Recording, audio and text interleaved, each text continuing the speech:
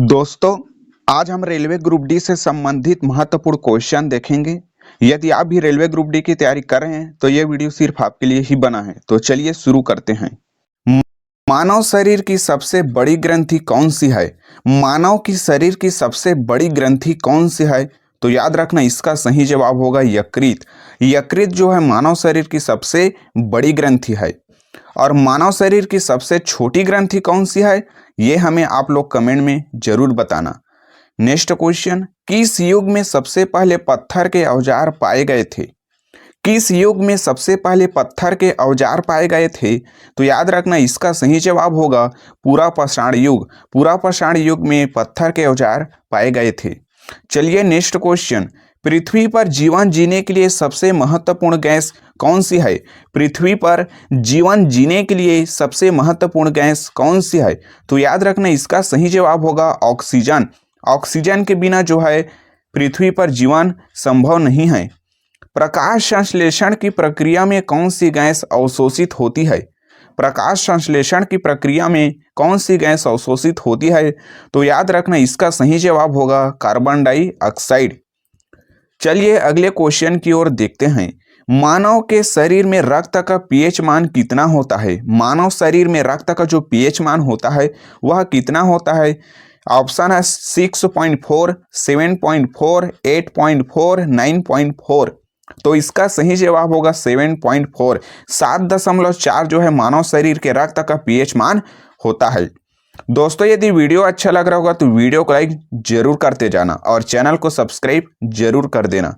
चलिए, सूर्य की ऊर्जा किस प्रकार से उत्पन्न होती है? अपवर्तन, अपघटन, संलयन, अपचयन। तो इसका सही जवाब होगा संलयन। संलयन की प्रक्रिया से जो है सूर्य की ऊर्जा उत्पन्न होती है। चलिए नेक्स्ट क्वेश्चन, निम्नलिखित में से किस शासक ने विजय स्तंभ का निर्माण कराया था? इनमें से कौन सा शासक है जिसने स्तंभ यानी कि विजय स्तंभ का निर्माण किया था? तो याद रखना, इसका सही जवाब होगा राणा कुंभा। राणा कुंभा ने विजय स्तंभ का निर्माण किया था। दोस्तों, यदि इनमें से किसी भी क्वेश्चन का आंसर यदि आपको पता रहेगा तो हमें कमेंट में जरूर बताना। चलिए, बाबर ने किस वर्ष भारत पर आक्रमण किया था? बाबर ने सबसे पहले भारत पर आक्रमण कब किया था?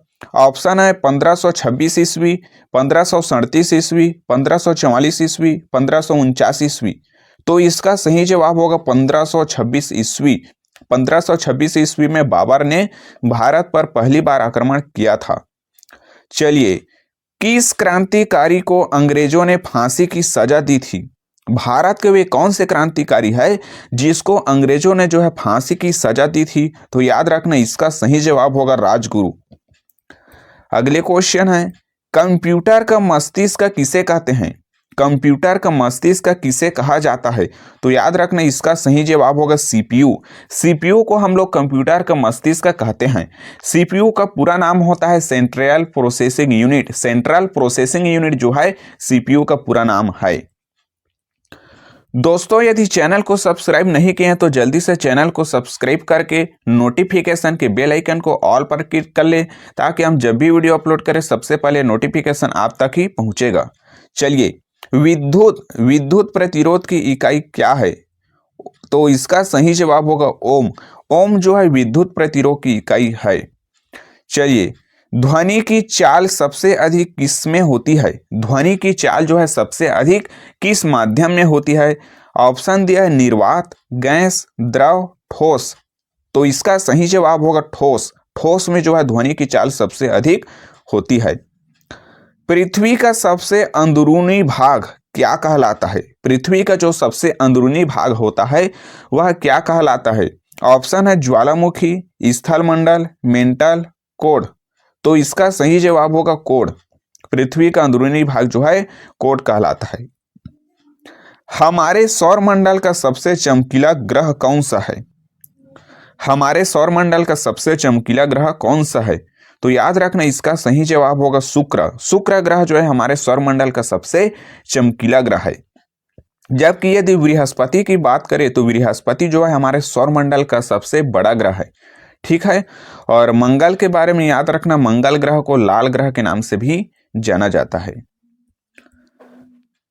चलिए, विद्युत प्रतिरोध का एसआई मात्रक क्या होता है? विद्युत प्रतिरोध का एसआई मात्रक क्या कहलाता है? तो याद रखना, इसका सही जवाब होगा ओम। विद्युत प्रतिरोध का एसआई मात्रक ओम कहलाता है। दोस्तों, यदि वीडियो अच्छा लग रहा होगा तो वीडियो को लाइक जरूर करना है।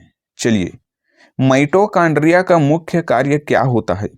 माइटोकॉन्ड्रिया का मुख्य कार्य क्या होता है? तो याद रखना, इसका सही जवाब होगा ऊर्जा का उत्पादन करना। माइटोकॉन्ड्रिया का मुख्य कार्य होता है ऊर्जा का उत्पादन करना।